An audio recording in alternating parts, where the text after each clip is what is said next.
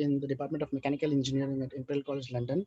So I'll be giving a talk on the kind of work that I have done in my close to 2 years of postdoc experience. And the topic would be multiscale modeling of high energy density supercapacitors.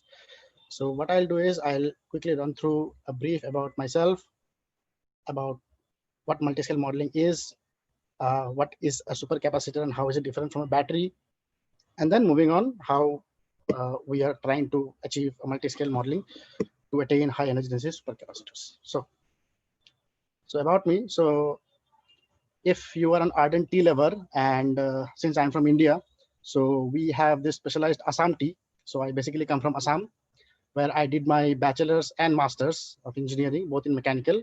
I was also working as an assistant professor after my master's around 3.5 years.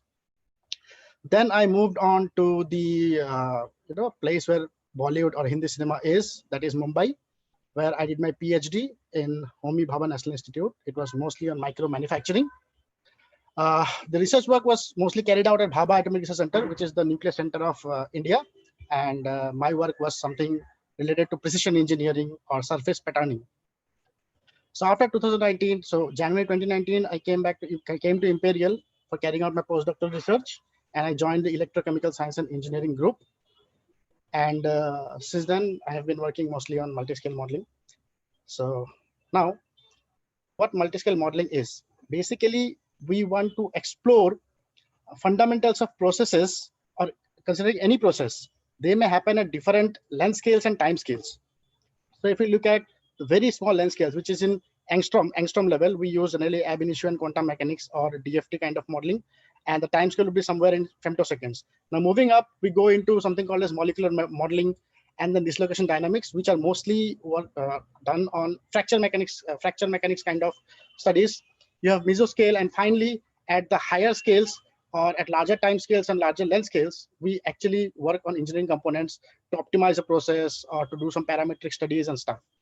So there can be basically two types of modeling that comes under multiscale. One is a hierarchical kind of modeling, and the other is concurrent. By hierarchical, we mean that, say, for example, you are trying to do an MD study with a continuum scale modeling. So what you do is you carry out an MD study, take some results from it or take some output from it, use it as an input to a higher scale, that is a continuum scale. So that is kind of a hierarchical study.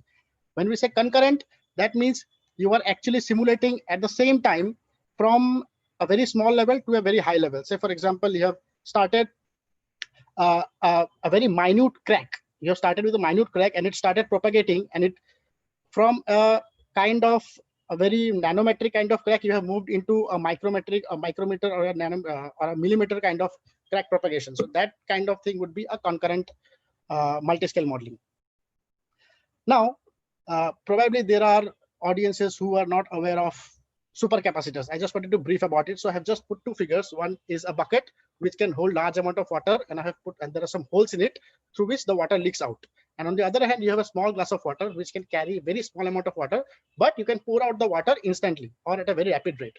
So what batteries are similar to the bucket, which can contain large amount of water, but you cannot pour out large amount of water at the same time. So through these holes, you can only pour out limited amount of water. Now, what happens in electric vehicles? The batteries, when you are moving in a straight road, you want to accelerate. As you start to accelerate, you require more amount of power. Now, if you try to extract that amount of power from the battery itself only, you would encounter thermal issues. Say, for example, an example would be, consider your cell phones. If you are opening 10 to 15 apps at a time, suddenly you will feel that your mobile phone is heated up. So that is nothing but you have thermal issues, and your battery will degrade faster as compared to working at a nominal rate. So I am currently involved in an Innovate UK project where the idea is to hybridize a battery with a supercapacitor. The small glass will represent a supercapacitor such that it cannot hold much amount of charge in it, or in the particular figure it says water, but whatever charge it can hold, it can deliver it instantly. So what we are trying to do is we want to hybridize a battery with a supercapacitor so that when we are traveling at a constant speed or constant velocity, the battery is in action. When we are trying to accelerate, when we require more amount of power, you move into the supercap regime where it delivers that amount of peak power requirement can be delivered by supercap. Now, the benefit is you are not allowing the battery to heat up, and as a whole, the entire hybridized system can have a larger life, and hence the electric vehicle can run for a larger time. So just to highlight, a battery would have a high energy density, which is the storage, but a low power density, which is the output you require. And inversely is the supercap, which has a low energy density and high power density. So the idea behind a high energy density supercapacitor is the amount of energy currently in a supercap is very, very low. So we want to increase it by some means. Now, so I've shown a glass. Now, actually, how does it look like? So a supercap would have two porous electrodes separated by something called as a separator, and you have this entire thing would be immersed in an electrolyte. Now, just for the sake of explaining, I have drawn some spheres here, and these spheres are porous. Now, these small pores that I have drawn, the magnified ones, they are called as micro and mesopores. Now, I'll come a bit later what are micro and mesopores. That is, the pores inside the particles are micro and meso, and between the particles are mostly macropores. Now, how charge storage mechanism takes place is when we apply a potential, say positive and negative, with a certain potential difference, the electrolyte, the positive and the negative, would start moving towards their respective counter charge. Say, for example, if we have a positive charge electrode, the negative ions would move towards the positive electrode, and the negative charge would move towards the positive electrode, and they will form something called as electrostatic double layer. So one thing is to ensure is, in case of supercapacitors, there are no Faraday reactions involved. So, like batteries do have, but supercapacitors do not have any Faraday reactions. So the mode of the charge storage would be electrostatic double layer. Now, advantages, as I've already explained, it has very high power density, and because of the electrostatic double layer and no Faraday reactions, it also has a very high cycle life. Now, there are some limitations. First one, as I've already explained, it's a very low energy density, and we want to increase it by some means. The second one is high self-discharge. Now, what happens is, whenever we charge the supercap, the double layer formation are generally unstable, and then there are certain mechanisms due to which the double layer actually breaks and it neutralizes. So there is a high amount of self-discharge. So as soon as you charge it, you will observe that there is a voltage decay, or the amount of double layer formation is reducing, which I'll show you later on how it works. Now, our main aim is to increase the energy density. So which is simple. I think everyone will know this. That is half CV square. C indicates it can be gravimetric capacitance or volumetric capacitance or real capacitance, and V indicates the potential difference that you can apply without undergoing any chemical reactions. Now, to increase C, now to increase energy density, either we can increase C or we can increase V, or both. Now, if we increase C, we have to increase the surface area. Now, the incorporation of porous electrodes is actually done to increase surface area. However, surface area are basically, because of porous electrodes, there can be three different types of pore structures. Now, there is something called as bimodality and multimodality. Bimodality means there can be two types of pore sizes. Multimodality means there can be more than two pore sizes. So, as I've already explained, the enlarged particle, these pores inside the particle can be generally micro or mesopores. Micropores, they're very small pores, less than 2 nanometer. Mesopores come somewhat between 2 to 50 nanometer, and macropores, they're generally more than 50 nanometer. Now, the basics of nanotechnology says that if you start moving towards nano domain, you have a high surface area to volume ratio. So smaller the pore size, you would encounter high surface area. And vice versa, larger the pore size, you encounter high volume. Now, high surface area directly indicates that you have high energy density. High volume indicates that there are more ions that can flow, which indicates high amount of diffusion.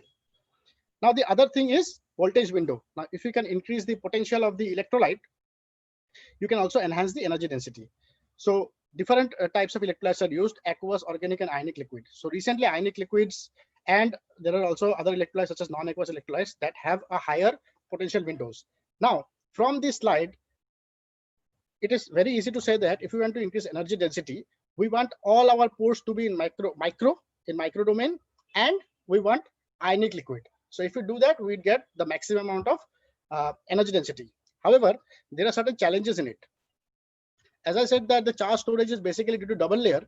Now, in conventional electrolyte, what happens is, because of the presence of solvent molecules, you have something called as solvated ions that actually forms the double layer. Now this vertical black line can indicate an electrode, a flat electrode, or a wall of a pore or a pore wall. Now imagine the pore is actually negatively charged. So what happens? This positive ion, or in this case we call it counter ion, that is ion which has opposite charge to the electrode, will start forming something called as or a double layer, and subsequently you will have a diffuse layer after this turn layer. Now these sort of double layer theories are well explained in literature, and you have Helmholtz model, Govey-Chapman model, Govey-Chapman-Stern model that can actually predict the double layer capacitance in case of conventional electrolytes. Now, ionic liquids are a special class of electrolytes. These are basically salts that remain liquid at room temperature. Now, these are mostly formed with an organic cation and an inorganic anion. Now, the cations are generally bulky. So, because these are salts, so there is no solvent molecule. These are basically cations and anions. Now, if you look at conventional electrolyte, you have the solvent molecule, cation and anion, all three in the picture. But in case of ionic liquids, you'll have only cation and anion. So what happens is you would encounter a large amount of concentrated, highly concentrated electrolyte with only cations and anions. So similarly, when we apply a potential, what will happen is it will have a very strong attraction between the counter ion and the charge on the electrode or the electrode pore. And this particular negative charge on the pore wall will overscreen additional counter ion as well. Now this can lead to a repulsion between the counter ions that are placed together. Now this is called overscreening. Now if you do it for higher potentials, you would encounter something called as crowding.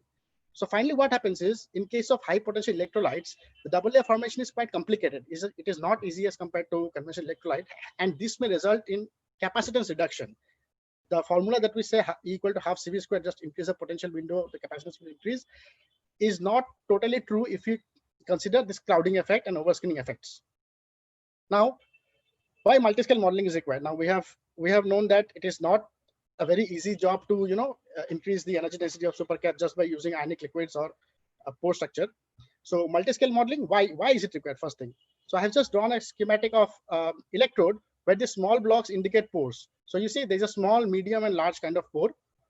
So one of the electrode is given negative charge, the other would be positive charge, and we apply a particular potential difference, and you have a number of cations and anions mixed together. So I'm generally considering an ionic liquid, so without a solvent molecule.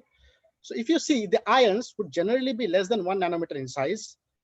Micropores would be less than 2 nanometer. Mesopores will be 2 to 50 nanometer, and macropores would be greater than 50 nanometer. So till now, all of the sizes are mostly nanometers. So you can simulate using one particular scale. Now, if you try to simulate one electrode, the thickness of the electrode would be in tens of micrometer. Now you see there is a 10 to the power 3 order difference between a pore size and an electrode size. Now, if you want to simulate an entire cell, you would move more into tens of millimeter. So this is something you cannot directly solve using a single modeling technique. So because there are pore scale involved, there is electrode scale, and there is a cell level modeling that is required. So if you have this small pores, you would have this high capacitance. If you have large pores, you have this high diffusion, which I've explained previously. Now, what are the processes operating at multiscale? As I've already explained that you have to work at pore scale, electrode scale, as well as cell level. So what happens is, in case of micropores, which are very small, and it is said that if your ion size matches very closely with the pore size, what will happen is, because of the strong attraction between the charge on the electrode and the counter ions, there will be no co-ions or the similar charge as the electrode on the pore. So you have a very high capacitance because you only have a double layer formation without any co-ion. Now, if you move into mesopore, you would have lesser capacitance, but you would have a marginal diffusion. In this micro pore case, you have very low diffusion. In mesopore, you would have an improved diffusion. In macro case, the capacitance would be low, but the diffusion would be very high. So ideally, you want a mixture of all the three porous pore structures, because you want high energy density, but you also want a high power density. So by energy density, I mean capacitance. By power density, I mean diffusion. So what you have to do is you have to do a pore scale model. You have to find out capacitance for each pore size. Now in literature, it is shown that for various pore sizes, you have an oscillating profile for the capacitance. So it is very important to know that for a particular electrolyte or for a particular ion size of electrolytes, what is the capacitance at each pore, and how do you come up with an hierarchical porous distribution that can give you a high energy density and power density supercaps. Now at atomistic scale, what you can do is you can actually study the overscreening and crowding. That for ionic liquids, as I've already said, that if you apply a higher potential, you would encounter more amount of counter and moving towards it, which may lead to reduction in capacitance. That sort of study can be done using something called as molecular dynamic study. And you can also compare the double layer analysis, which I'll show a bit later on. And when you move into a larger scale, which is a continuum scale model, what you can do is you can do this electrochemical impedance spectroscopy modeling, where you can find out the impedance, you can find out the capacitance with respect to frequency. And also you can do a self-discharge modeling, where we try to do a bit of this with one of our students. So what are the experimental works that have been done on pore sizes? So there are a lot of experiments that have been going on, trying to, new experimental techniques to fabricate electrodes with various pore sizes. I've just taken two examples, very recent. So if you look at these two, they're very similar. The idea behind the fabrication of electrodes is to have the left-hand peak of both indicates micropores and the second peak indicates mesopores. So they're trying to do a bimodal distribution where they want both micro and mesopores, and they are trying to, experimentally, they're trying to find out which of the porous distribution would give a better energy density. So experimentally, they are able to achieve a bimodal porosity, and they're using different techniques. So different experimental groups are using different techniques for fabricating electrodes. Now, as I've already said, micro would give you high capacitance, meso would give you lower capacitance as micro, but an improved diffusion. Macro would give you very low capacitance, but high diffusion. So you want a hierarchical distribution of incorporating both. Now, it is very difficult to do, number of experiments to find out which one would give us maximum amount of capacitance and without, compromising on the power density. So our group is trying to find out a way of, making a plot where we can actually show that if your micropore distribution is kind of, say, 50% and mesopore is another 50%, you would end up having an energy density of this and power density of this. That kind of prediction we're trying to find out. Now I'll show you how, what are the things we are currently trying to do. So in our group, so we are trying to do a density functional theory. So we are trying to do both classical DFT and dynamic DFT. With classical DFT, we are trying to find out the capacitance with pore sizes for different electrolytes, and with dynamic DFT, we are trying to do a time dependent evolution of the capacitance, and as well as moving from pore scale to an electrode scale. So this is the DDFT scale thing is mostly done by my colleague Dr. Ruben. Now what I'm trying to show, I'll show here is, if we consider only a single pore, I'm just showing a single pore analysis of, say, 6.3 nanometer pore. So if you see the schematic here, there's a single pore and I've applied a certain potential difference. I'll keep changing the potential difference and I'll show how the density of the counterions and coions will move. Now, this plot, the extreme end of the x-axis indicates the pore walls. That means at 0, z equal to 0 and z equal to 6.3, these are the pore walls. So if we apply a potential difference of 0.18 on the positive electrode, so the cell potential would be 0.18 into 2. You would encounter a first layer of counter ions, followed by a first layer of coions. And in the central region, you would encounter neutrality. You have equal number of coions and counter ions. Now, if you start increasing your potential, you would encounter more amount of counter ion moving in, and then subsequently more amount of coions also moving in nearer to the counter ions. Now, if you start increasing the potential to 1.06, just close to 2 volt potential difference across the electrodes, what you will observe is there is a second layer of counter ion that has been formed, which has shifted the coions further to the right. Now, this is something which can be considered to be the overscreening case, which we have shown initially.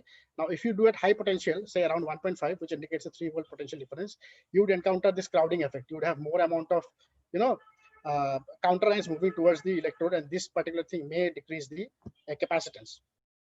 So this is the very initial kind of study we have trying to do, and this is still going on. So our main aim is based on this CDFT and coupling with MD, we are trying to get that plot of energy versus power density with different pore size distributions. So this is something that is ongoing.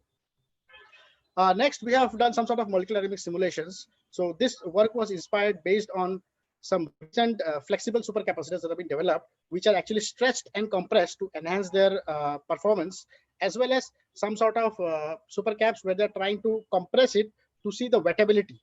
So there are mostly experimental studies. So we could not find any modeling technique that have been evolved to understand the phenomena behind it or what happens internally.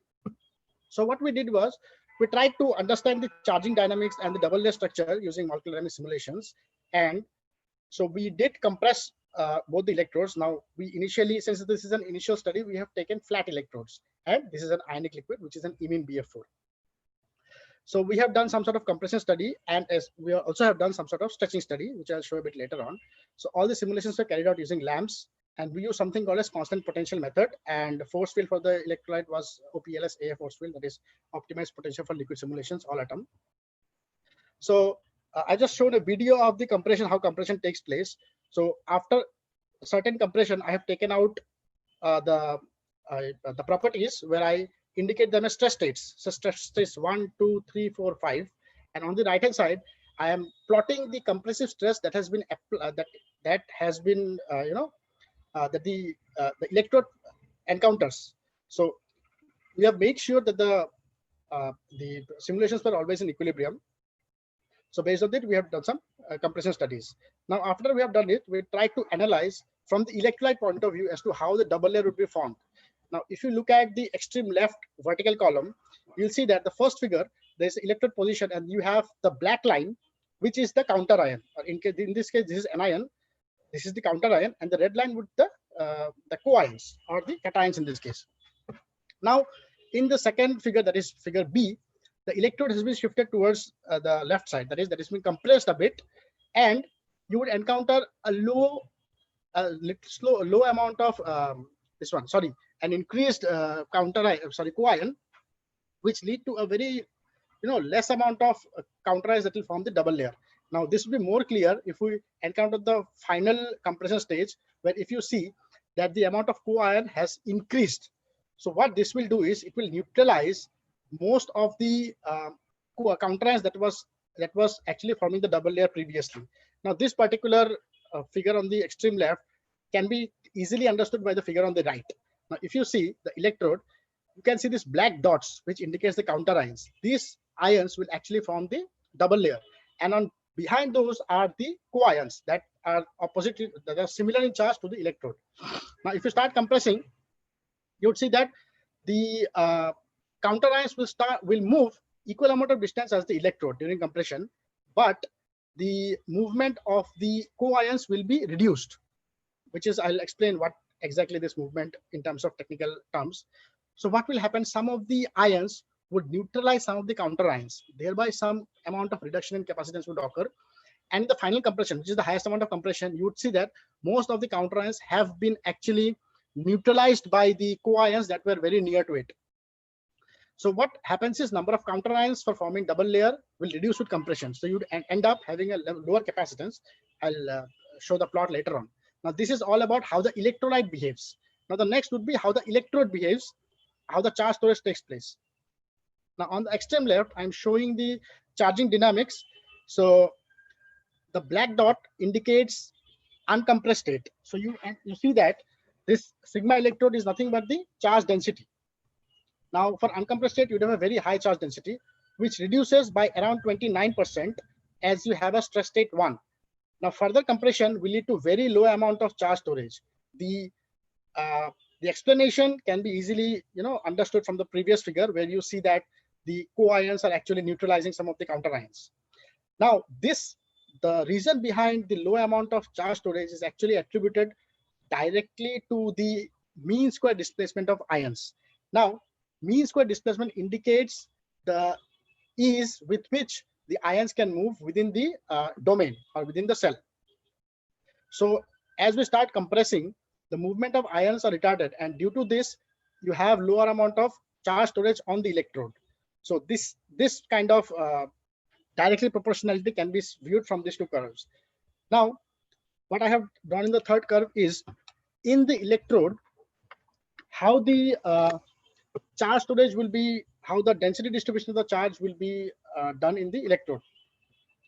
So I am considering only the positive electrode. So if you look at the x-axis, further towards the zero, I mean more towards the right hand side would indicate a higher charge storage. Closer to the zero line would indicate low charge storage. Now, if you look at the black line, there is uncompressed, which shows that, okay, fine, at this particular point, the maximum peak will have around 60%. We'd have a charge density which is proportional to the particular voltage we are using. So I forgot to tell you, I have used 4 volt as the potential difference for all my MD simulations. So as we start compressing, the first set of compression, the peak shifts towards left. That means the amount of charge on the electrode is reduced. So this is another way of validating the things that I have shown previously. Now, on stretching the electrode or the cell, we see that the charge, the electrode atom charge moves towards the right, indicating that you have an increase in the charge density. But this increment is not as high as compared to the reduction in compression. So this is a kind of tension compression asymmetry. So these kind of things are also observed in plastic deformation of BCC metals.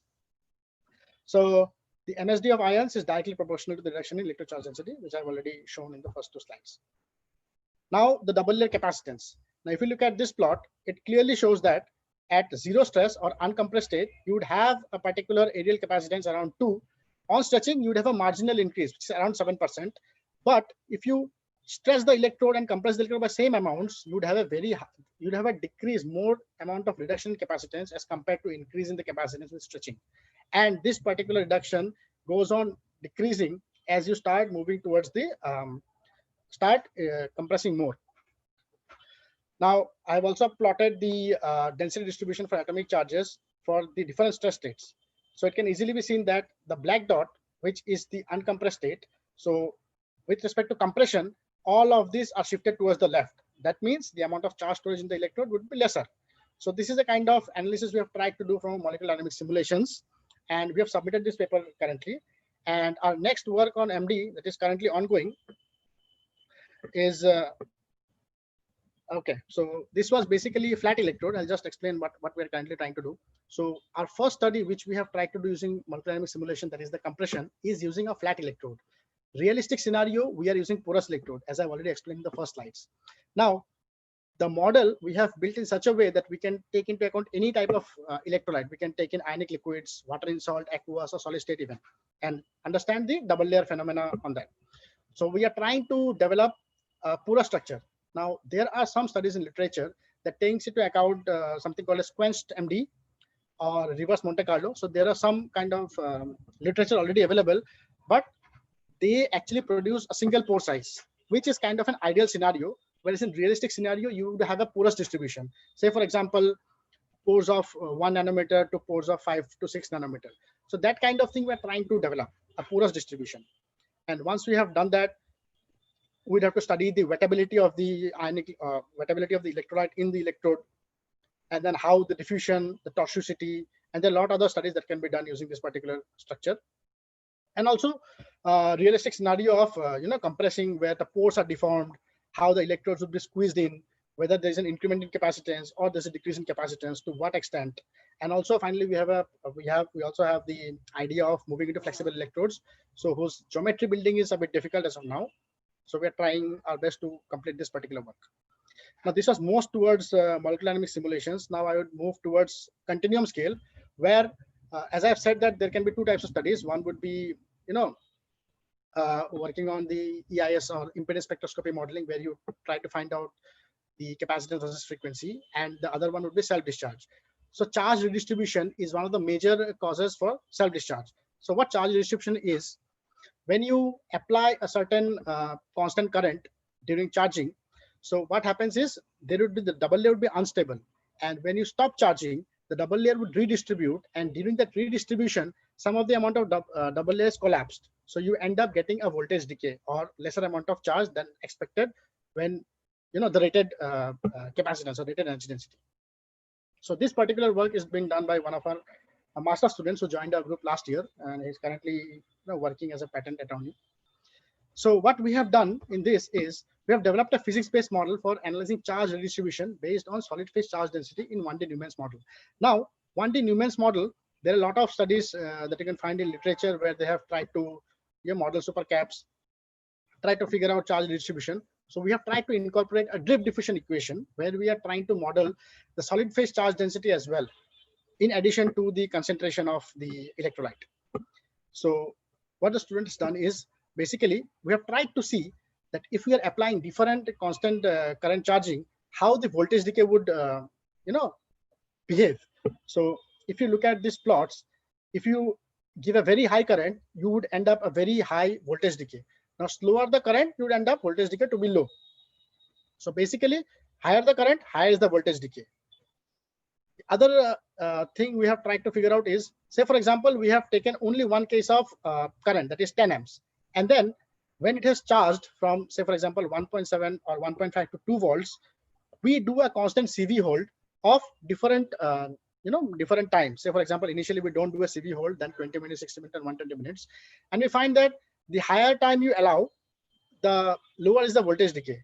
But this is also not good if you put a higher time, because supercaps are known for faster charging, so you cannot give this larger amount of time.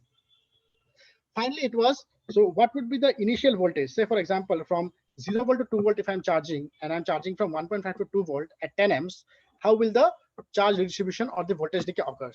So this is another study which says that the larger the potential you start, say for example, if you start from 1.5 to 2 volt, so you'd have a lower voltage decay as compared to starting from 0 volt to 2 volt.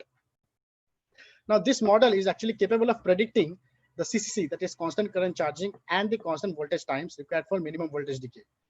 So based on this, we have formulated a kind of schematic which can give you a thorough idea of, if you do a constant current charging followed by constant voltage hold, how the decay would occur. This is basically with respect to double layer, how the double layer formation would occur, how the ions will redistribute. So this particular figure, if you want to have a look more or understand more about it, you can actually read the paper. This has just been accepted in Journal of Energy Storage. So I have probably given the link here. So Jamieson et al.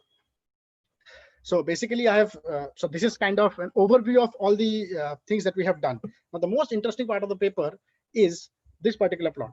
So what we have studied is, we have shown that how voltage decay can be reduced, but we want reduction in voltage decay, but not at the cost of increase in charging time. We want both charging time and voltage decay to reduce. So based on all our simulations, we have kind of found an optimal plot and an optimal zone where you would get the reduced charge redistribution at lower charging times.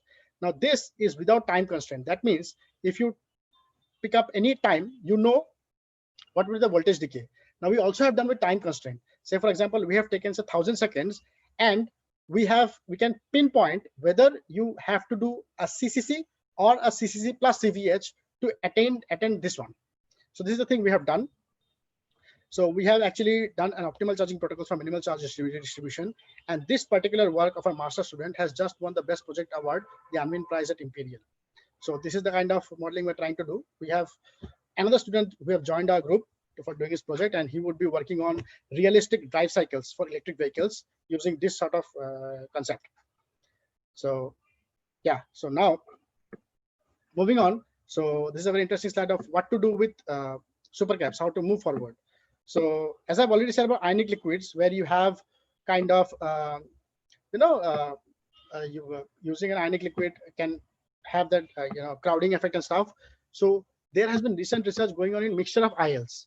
So experimentally, they are able to do binary ILs where you actually try to take two, and since the cations are generally bulky, so you end up using only one cation, but multiple anions you can consider. So this is the kind of trend that has been seen in recent experimental papers. So what experimentals do is they try to vary this particular ratio. Say for example, BA4 they have taken 0.1, FSI 0.9, 0.2, 0.8. So this way they do a trial and error experiments and see how viscosity changes, how capacitance changes. These sort of things can be done. From modeling aspects, they cannot we can work on binary, ternary, quaternary. We can use multiple anions, 3 or 4 anions. We can do a lot of mix and match and see which one would fit, and then we can do the experiment. So modeling these particular IL mixtures would actually reduce the amount of time that is required to do experiments, do some optimization in experiments. So this really reduces the time if you start using multiple anions or ionic liquid mixtures. The other class of electrolytes that have gained prominence are something called as WISE, that is water insoluble electrolytes. So this has come in mostly 2016 or 2017 science paper, where they have shown that 21 molar LiTFSI in water would give a higher potential window. So apart from water in salt electrolytes, you also have something called as non-aqueous, where if you are using organic solvents, you can use more number of cations and anions. So that is something called as non-aqueous electrolytes. So our group, one of them is currently working on, I think, sodium ion batteries. So they are trying to get this non-aqueous electrolytes thing working. There are newer electrode materials like MOF, metallurgical framework, MAXine, with control porosity. So new fabrication procedures are also being developed, so that we have newer electrode materials with better capacitance or better, porosity that we can control. The other one is optimal pore size distribution for high energy and high power density supercaps. This is something that we have been doing for like over a year now. So we are trying to do a couple DDFT MD stuff where we are trying to have a plot generated which can give us an energy density versus power density, and and we have this different pore sizes, whether it's 100% micropore or 90% micropore with some mesopore, or low mesopore, high micropore kind of thing. So we are trying to get that side thing running.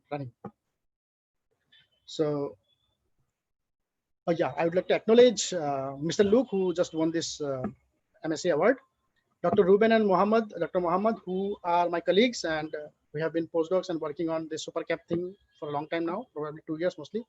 Dr. Saurabh Goyal and Professor Luciano, they are my collaborators. We have done this MD stuff together. And Greg, Monica, Magda, and Huzi, they are kind of the advisors and the group leaders in our group. And I also like to thank the Innovate UK, EPSRC, and Williams, who is actually the lead partner in our project, Archer and Imperial's High Performance Computing Center for the facility, high computing facility. So thank you. So these are links to my profile and our group's profile. So if you have anything to discuss, you can just anyways contact us. Thank you. Thanks very much, Tribeni. That was a really interesting presentation.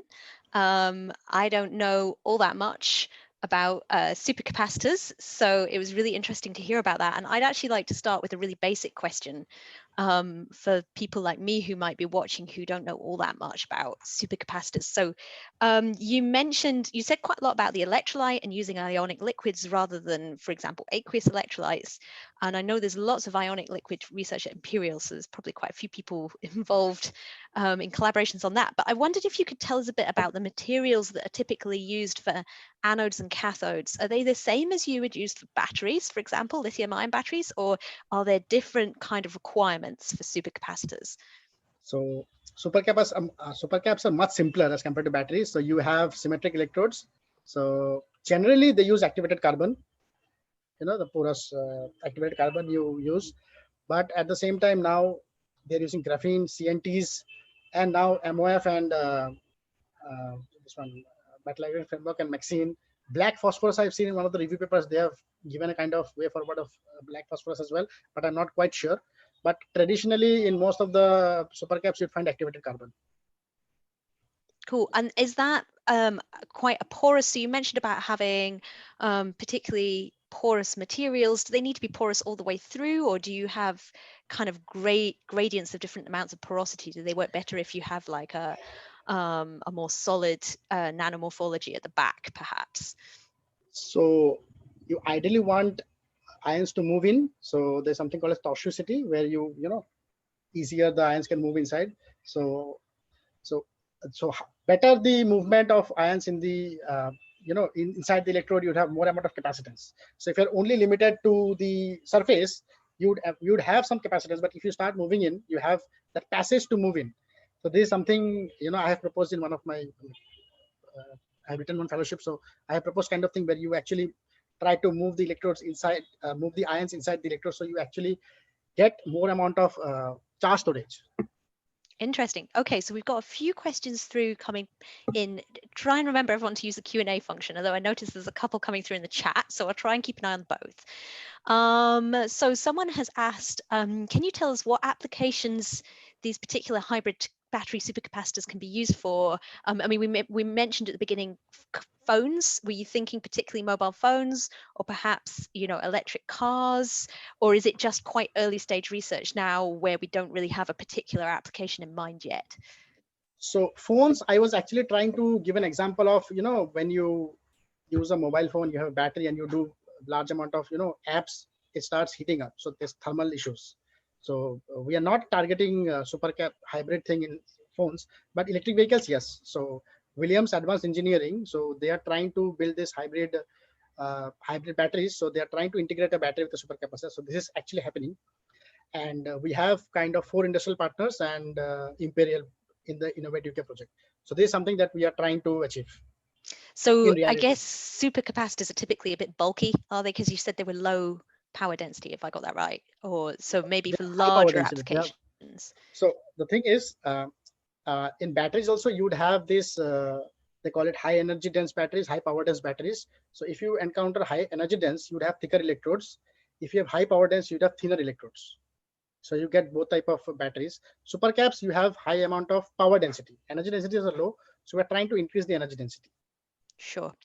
Okay, so one of our questions is about the modeling and how it can be improved. There's a couple of acronyms here. It would probably be good to explain before answering the question. So can this modeling be improved to simulate the hybrid supercapacitor of EDLCs and PCs? PC, they mean pseudocapacitors, I believe. So pseudocapacitors, so what initially we tried was in the self-discharge continuum scale. So we have only done this charge redistribution. So there was one paper we found out where there was oxidation and reduction, the Faraday reactions that were going on. So, but there was lack of experimental values. So we need some sort of, factors to incorporate in that. So we were not able to get those factors in it. So we didn't try the self-discharge mechanism or pseudocapacitance here, but yes, you can do it. You can do it if you extend the model. So the model, the continuum scale, it's already, the MATLAB code is already there. We have given open access, so you can just try it out. You can, if you have that, you can introduce the redox reactions. So you can as well, have a kind of hybrid kind of model ready. So it is possible, but you need some sort of experimental data to feed into the model. Well. Sure. Right. And that actually relates to one of the questions that I was going to ask, which is, do you collaborate with experimental groups? Because presumably you might come up with design rules that you can then feed in, and then do you take their data from their experimental devices and feed those into your models? How does that work? So in our project, we do have supercaps and we are experimenting. So this is something we are doing in our project as well. And as well as we are working with collaboration with Magda's group as well. So they are mostly on supercaps. They make their own electrodes. They make their own cells. So quite nice. So we are trying to collaborate on, now the MD study that we have done. We are also trying to, get some experimental things done and see how our MD can be related to the experimental stuff. So, and the DFT and MD model will definitely work with experiments, because we actually need to know that whether our model is at par with experiments. Yeah. And then someone has a specific question about slides 14 to 16. So I guess you might want to pop those back up. How is the pressure applied in practice? Does it correspond to the electrolyte pressure only, or to the electrolyte pressure minus the stress applied on the solid carbon? So in practice, so there is a group that have done this application of pressure. So if you know how compression tests are done, so you have two large blocks and you start moving one on top of the other, so that you actually know how much you can calculate the pressure, or you can measure the pressure, how much is being applied. So the thing we have done with MD is something called a strain rate. So we have used a strain rate to apply the pressure, which is actually, we have used higher than the experiments, because we have these computational limitations. So experiments, there is a group, I forgot the name of the group, they have published a paper in 2013 and 14 where they have actually compressed a normal supercap, which is using activated carbon. They have shown that initially you have an increase in capacitance because your electrolytes start wetting, and you have a better double layer formation. But after a certain time, you have this deformation of pores takes place, which actually leads to reduction in capacitance. So you can only, there is a limit up to which you can increase the capacitance. Beyond that, you would have a reduction in capacitance. So we have only got to understand the part where the reduction in capacitance. We could not get the thing where there's increase in capacitance, because we use only flat electrodes. Now we are trying for porous electrodes. And is it because electrolyte pressure only, or so it's not like in simulations we do applying a pressure and see how the pressure on the ionic liquid is actually exerting on the cell, on the electrodes. In actual practice, you would actually place the entire load on the cell. So it is the cell compression, we say. So you can also just place it on a small block on top of it and just measure the amount of load that has been applied. So someone is asking for your advice. So what tips would you give someone trying to develop multiscale models for other devices, in particular, how to feed data from the atomistic scale to the continuum? So if you look at, I'm not quite sure, but I have a fair bit of idea, but I'm not quite sure how to implement it. Probably you would be in a better position. So if you look at 1D Newman's model, the porosity term, if you see, that has been taken as a volume averaged. So we use 0.1 or 0.2 or 0.3 if you have done it. So can that volume average porosity be converted into kind of a distribution, and that distribution values you can get it from a coupled DFT or MD, like what we are trying to do. So we would eventually get a kind of distribution which has a higher energy and power density. So can the distribution you can incorporate into that particular 1D Newman's model? That would be kind of an hierarchical thing where you do a DFT MD model separate. You get that force distribution, you feed it into your continuum scale model and then see what happens. So this is something that has the possibility, but I am not sure as of now how to implement it.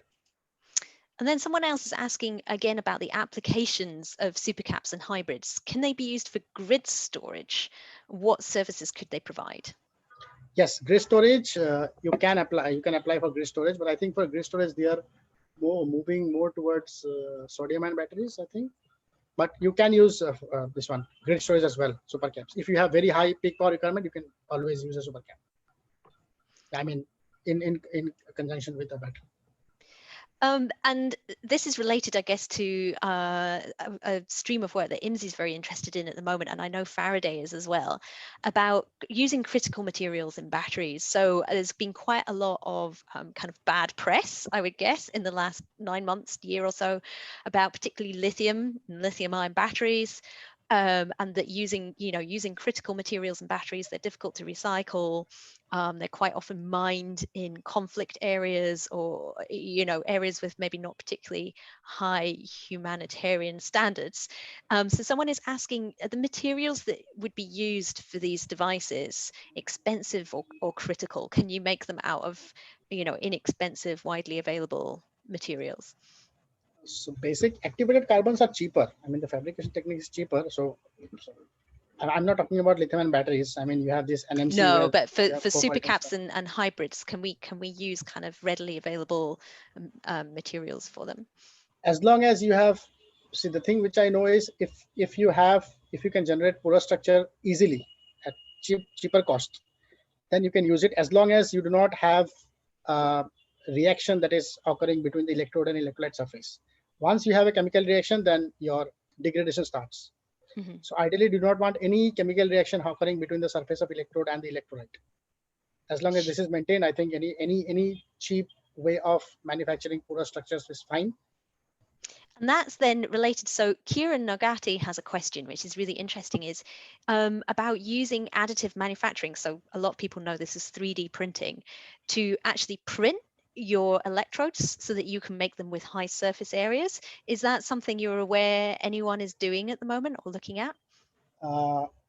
If you look at our website, you would see that Billy has published a paper in 2018 or 2019, which is all solid state flexible supercapacitors. This is 3D printed, I think. So we have this 3D printer in design with Billy. So he has done some 3D printing fabrication of electrodes.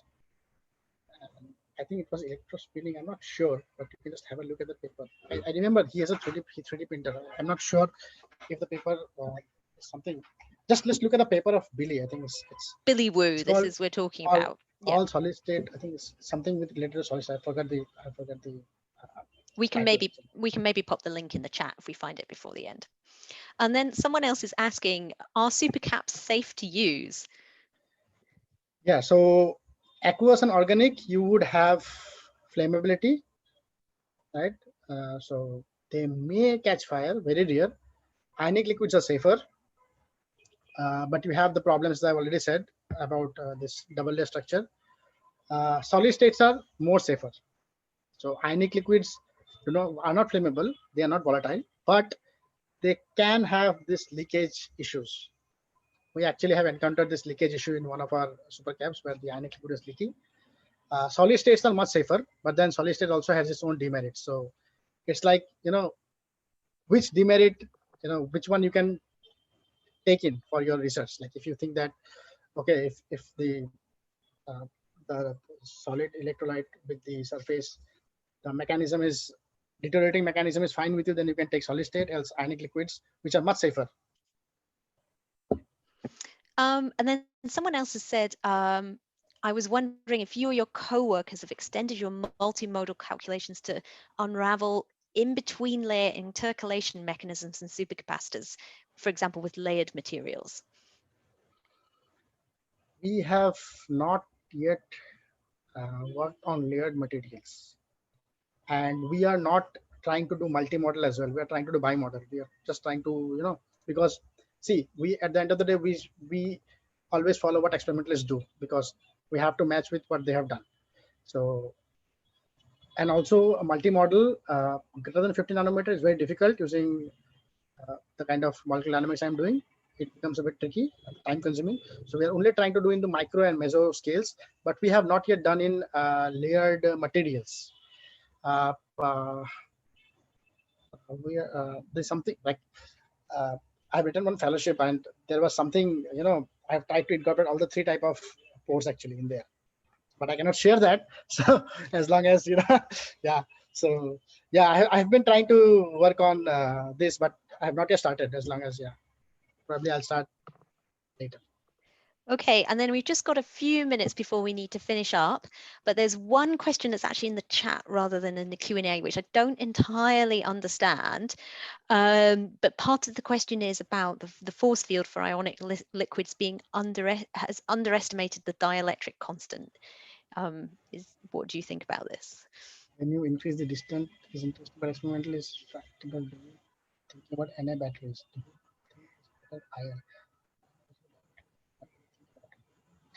Well,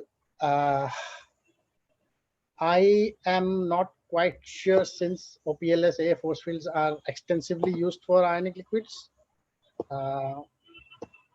More so, I mean, probably a reactive force field would be better, but like you would have to compare the different potentials if you have to understand if they're overpredicting or underpredicting. So this is something that I have mostly been a user of, force fields. I have not been doing much of first principle study to compare.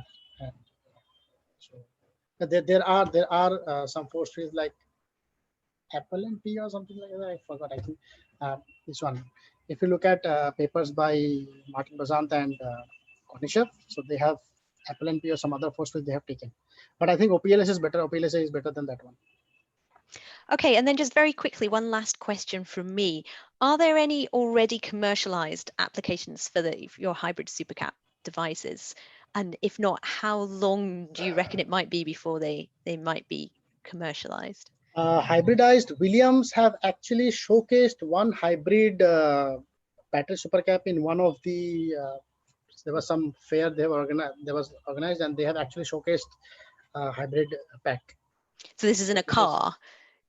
No, this was the probably a kind of thing they have developed for a car, but they have showcased the entire hybrid pack. The actual device. Okay, interesting. So not so far off as we might small scale device. It's not a large one, a small scale device. They have shown that.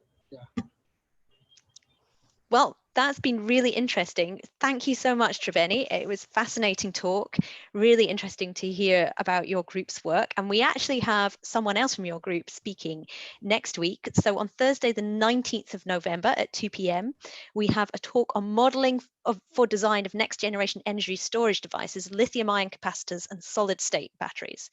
And that's by Dr. Ganesh Madhabutala, which I may have pronounced incorrectly. Apologies, Ganesh. Also from the Department of Chemical Engineering. So please do join us next Thursday for that talk.